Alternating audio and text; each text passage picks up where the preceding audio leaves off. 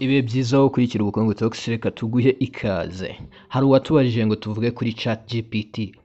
Abenshi bababwiye byinshi kuri yo, gusa nitukubwira software tugiye gusobanura, wumve software yakozwe n'abantu benshi harimo n'umwe muzi cyane uzwi nka Elon Musk, gusa nyuma aza kubacika.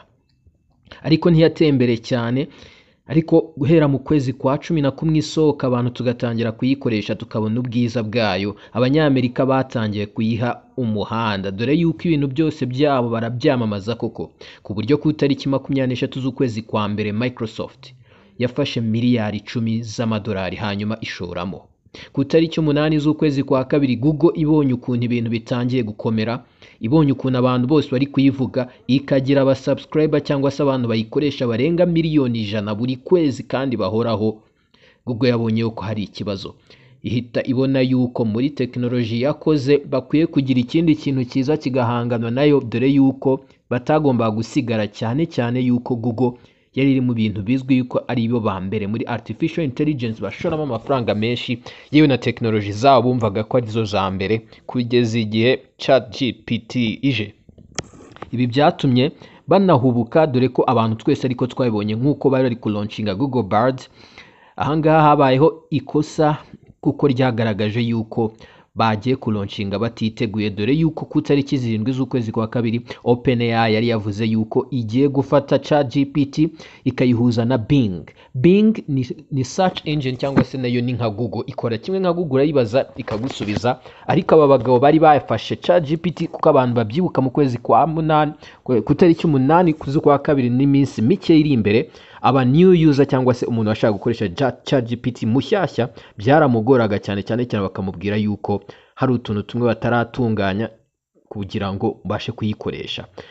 Mbese abagiyeho mbere nibo bari bari kuyikoresha neza, abashyashya byari bikomeje kuba ibibazo kubera yuko hari kubaho icyo bita integration, bafata ChatGPT bayihuza na Bing. None nukoresha Google search ya Bing uraza kubona yuko hari option yo gukora iki, yo guchata na internet, hanyuma ukabasha kwibaza ibibazo muchata ikagenda igusubiza. Biri gukorwa kubera ubushobozi bahawe na ChatGPT. Iyo ni Microsoft irimo iragerageza kuzura Open cyangwa se Bing cyangwa se search engine cyangwa se biramukora mu gugoringa mubaza hakaza ibintu byinshi, hari aho biri kuza noneho bimeze nk'ari more accurate, cyangwa se ushobora no guchata kwaho kugira ngo ujye ubaza Google witoranyiriza.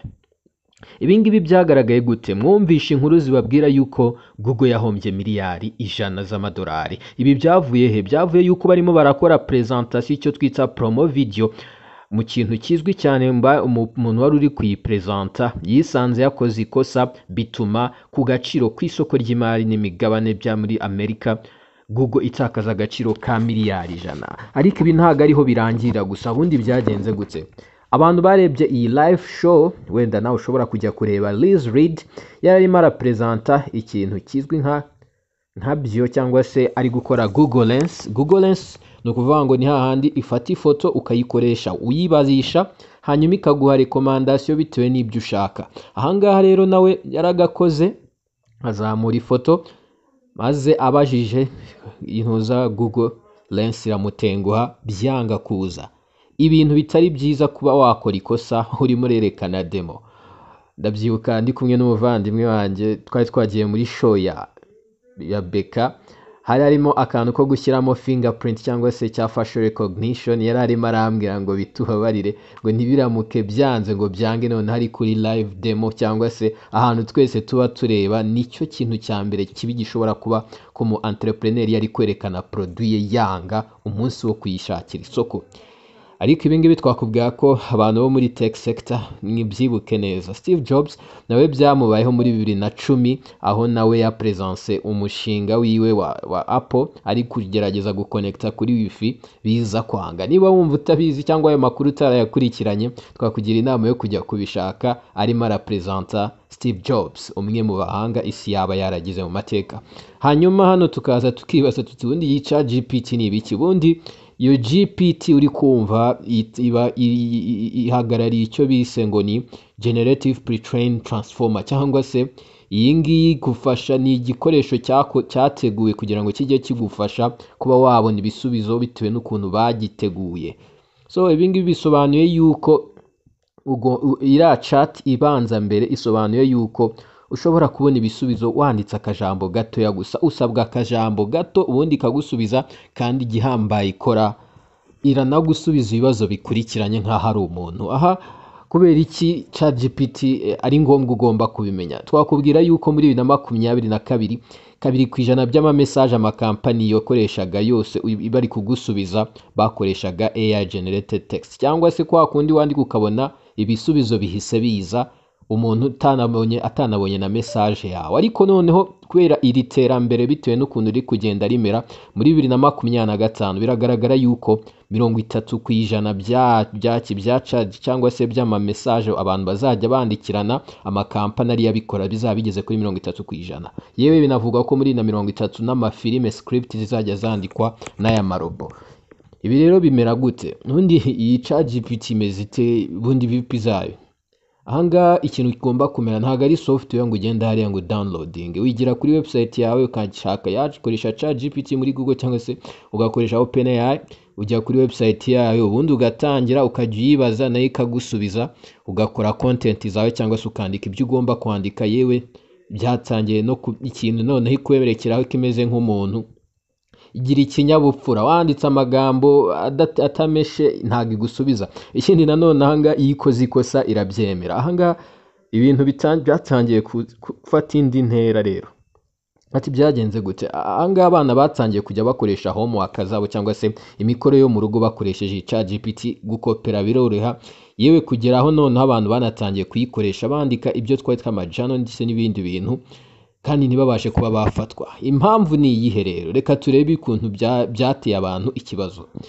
Abantu bose nyine bafite ikibazo cy'uko ishobora kubatwarira akazi. Kubera iki? Nk'urugero bafashe nko iyo ugiye muri Wharton Business School muri Amerika, yayihaye ikizamini cya MBA, wibaza ngo babonye angahe? B. Ni ukuvuga ngo manota menshi ni A, iyo yabonye B bisobanuye yuko ntacyo bitwaye abantu benshi ntago twanabona ari amanota. Abarimu b'amategeko muri Minnesota University nayo bayiha ibizamini 4. Amategeko murayazi, irakora ibasha kubona C cyangwa se urwego rwa C mu bisubirize yabo. Ibaze nayo noneho ikintu kwerekera nabyo murabyumva, amanota ibona ni C na B, ntago babonye A. Ariko hari ahantu henshi ishobora no kuba yabikora neza kandi n'abantu bakanyurwa, kuko ibisubizo gusubiza nawe urabona ukabona ko umuntu muganira cyangwa se ikintu cyo kiremwa muri kuganira kabisa, hari ubwenge, hari ibyo kiri kwiga kandi kibirimo neza. Bisobanuye yuko nayo iracyari kwiga kandi biracyari mu nzira, mukomeze muyigishe muyiganiriza, nayo iragenda ibigiraho ariko nayibaha ibyo bayiteguyemo. Ahangana none ubu twakubwira ko iri kwiga na coding. Ubu ngubu abantu benshi bari kuyikoresha bakoreshaga yandika amakode, iri kubereka yo ifite namwe hari aho bizagera ukabona hari ikosa rigiye uzayifasha no kuyakosora. Niko nayikora kandi nakwimenya ubwenge, ari nayo mpamvu agiye gukora data bank ibasha kubika ibyo byose kugira ngo n'amakode iyabike. Ikindi twakubwira yandika neza pe, yandika neza, amagambo yandika iyo uzi icyongereza kabisa ubona yuko ari bien fignolé cyangwa se yanditse neza kabisa ku buryo ubona nta kibazo afite, kandi ukabona nta burobo bwinshi burimo, usibye yuko nta makosa yaba y'imyandikire abarimo.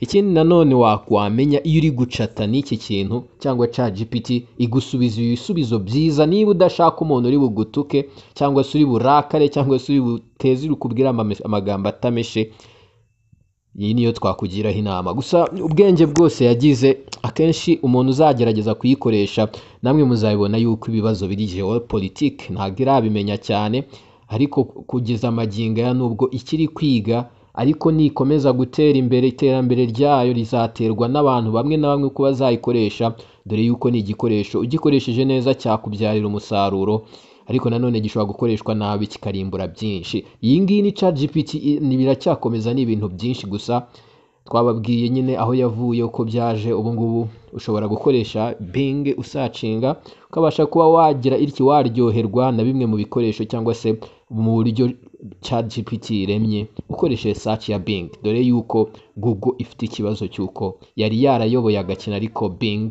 iri kwirya isatsa burenge, dore ko twese dukunda ChatGPT, twese turi gukoresha Bing kandi ndabona ntacyo bitwaye. Ciao, shalom, nawe utaha.